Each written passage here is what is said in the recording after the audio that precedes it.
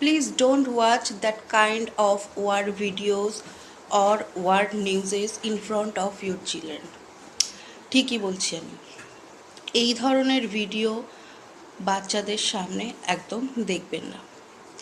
As a doctor আমি suggest করব আপনারা নিউজ পেপার পড়ুন, আপনারা জার্নাল পড়ুন, আপনারা আপডেট থাকার জন্যে জাস্ট নিউজ পেপারটা ফলো করুন, কিন্তু আপনারা ওয়াচ করবেন না বাচ্চাদের সামনে।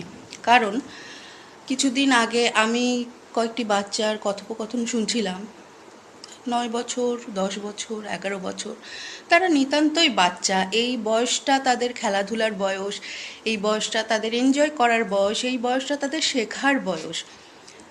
তারা আলোচনা করছে maybe 2030 is the year third war start হবে, এবং তাদের মধ্যে আলোচনার বিষয়বস্তুটা এমনই ছিল, তাদের মধ্যে এত প্যানিক, এত ফিয়ার।